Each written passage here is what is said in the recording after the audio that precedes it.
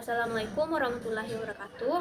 Shalom, Om Swastiastu, Namo Buddhaya, salam kebajikan dan salam sejahtera bagi kita semua. Pada kesempatan ini, saya dan rekan saya dari kelompok 3 akan membahas materi tentang Pedoman Umum Ejaan Bahasa Indonesia atau PUEBI. Sebelum masuk ke pembahasan, izinkan saya memperkenalkan anggota kelompok kami yang beranggotakan 2 orang. Yang pertama yaitu saya sendiri. Perkenalkan, nama saya Aila Syura dengan NIM 25030550126.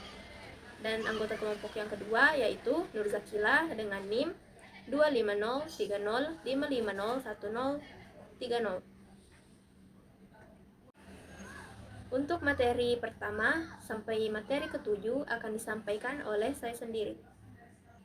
Materi yang pertama, latar belakang pembuatan PUEBI. Bahasa Indonesia adalah bahasa persatuan yang digunakan sebagai alat komunikasi resmi, baik lisan maupun tulisan. Agar bahasa tulis memiliki aturan yang jelas dan seragam, diperlukan pedoman ejaan. PUEBI hadir sebagai penyempurnaan dari EYD atau ejaan yang disempurnakan, yang sebelumnya berlaku sejak tahun 1972. Penyempurnaan ini dilakukan untuk menyesuaikan perkembangan bahasa dan kebutuhan komunikasi modern. Materi kedua, definisi PUEBI. PUEBI adalah singkatan dari Pedoman Umum Ejaan Bahasa Indonesia, yaitu aturan resmi yang digunakan dalam penulisan bahasa Indonesia yang baik dan benar, mencakup ejaan penulisan kata, penggunaan huruf, dan tanda baca. Materi ketiga, tujuan PUEBI. 1. Menjadi acuan resmi dalam penulisan bahasa Indonesia. 2. Tata cara penulisan dalam berbagai bidang seperti pendidikan, administrasi, dan karya ilmiah. 3. Mempermudah masyarakat memahami aturan penulisan yang baik dan benar. 4. Menyeragamkan penulisan bahasa Indonesia. 5. Menjadi acuan bagi penulis, editor, guru, siswa, dan masyarakat umum.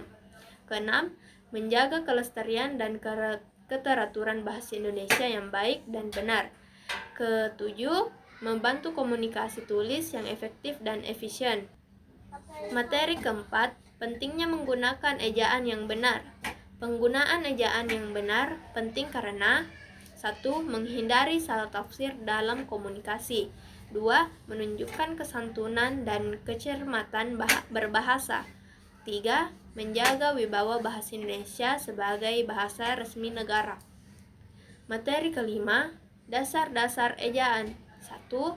Pengertian ejaan.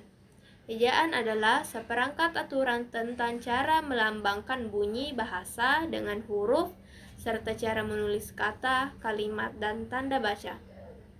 2.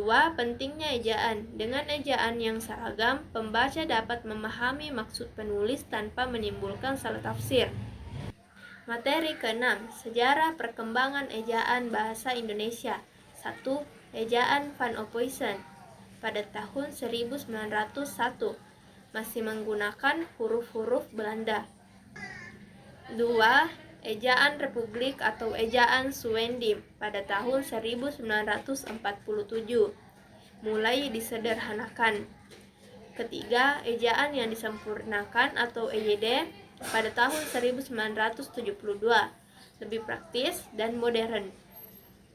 Yang keempat, terakhir, PUEBI digunakan pada tahun 2015 sampai sekarang karena penyempurnaan dari EYD dan lebih sesuai dengan kebutuhan zaman. Materi ketujuh, penulisan kata. 1. Penulisan kata dasar. Ditulis sesuai bentuk asalnya. Contoh, makan, tulis, lari. 2. Penulisan kata berimbuhan. Kalimat berimbuhan adalah kalimat yang di dalamnya terdapat kata-kata yang mendapat imbuhan. Imbuhan adalah bentuk tambahan yang melekat pada kata dasar untuk membentuk kata baru atau mengubah makna jenis katanya. Imbuhan bisa berupa awalan, akhiran, sisipan, atau dan konfiks. Konfiks adalah gabungan awalan dan akhiran. Contohnya seperti di atas.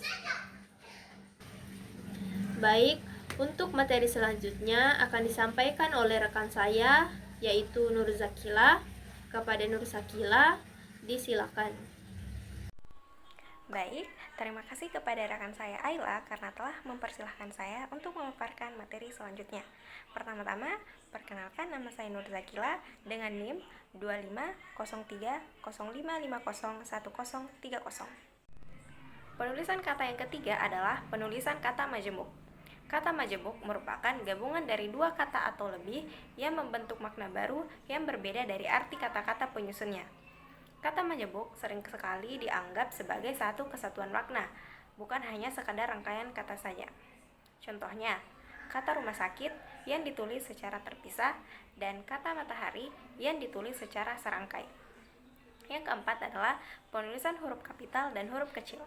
Huruf kapital digunakan di awal kalimat, nama orang, nama tempat, nama institusi, dan lain-lain. Sedangkan huruf kecil digunakan pada kata biasa yang tidak termasuk dari kategori khusus di atas. Selanjutnya adalah penulisan kalimat. Yang pertama adalah struktur kalimat. Struktur kalimat adalah unsur-unsur pembentuk kalimat yang tersusun secara teratur sehingga membentuk makna yang lengkap.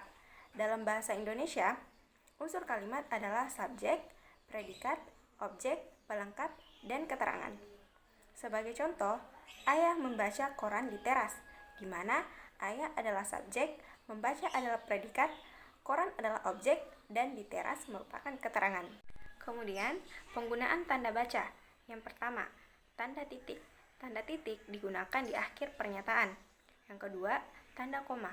Tanda koma digunakan untuk memisahkan unsur sejenis atau anak kalimat. Yang ketiga, tanda titik dua digunakan untuk memisahkan dua kaulasa yang setara tapi masih berhubungan. Yang keempat, tanda tanya digunakan untuk kalimat tanya. Yang kelima, tanda seru. Tanda seru digunakan untuk kalimat seruan atau perintah. Yang keenam, tanda petik. Tanda petik digunakan untuk kalimat langsung. Yang ketujuh, tanda hubung digunakan untuk kata ulang atau kata sambung. Yang kedelapan, tanda pisah digunakan untuk menjelaskan keterangan tambahan. Selanjutnya, mengenai kesalahan umum dalam ejaan. Yang pertama, penggunaan huruf kapital yang berlebihan. Pada contoh, dia pergi ke pasar kemarin, terdapat huruf kapital di tengah kalimat. Padahal, penggunaan yang benar, huruf kapital harusnya berada di awal. Dan untuk nama diri, gelar, dan lain-lain. Yang kedua, penulisan kata depan salah, di dan ke. Pada contoh, dia pergi ke pasar dengan temannya, diantaranya membeli buah. Itu dianggap salah karena penggunaan kata di pada kata diantaranya ditulis secara serangkai, padahal itu menunjukkan tempat. Dan penggunaan yang benar adalah penulisan kata di ditulis secara terpisah. Yang ketiga, penggunaan partikel pun. Pada contoh, siapapun harus hadir tepat waktu. Itu dianggap salah karena kata pun disatukan dengan kata sebelumnya. Contoh yang benarnya adalah kata pun ditulis secara terpisah, kecuali untuk kata meskipun, walaupun, ataupun, bagaimanapun. Yang keempat adalah kata ulang. Pada contoh, salah satunya adalah kata anak-anak. Itu dianggap salah karena ditulis secara terpisah. Padahal contoh yang benar adalah di tengah-tengah kata anak dan anak harus ada tanda pisah. Yang kelima adalah kata sarapan. Pada contoh yang salah, kata-kata tersebut ditulis menggunakan ejaan dari kata sarapan bahasa asing dan dianggap benar jika sudah disesuaikan dengan kaidah PUEBI. Yang keenam adalah akronim dan singkatan.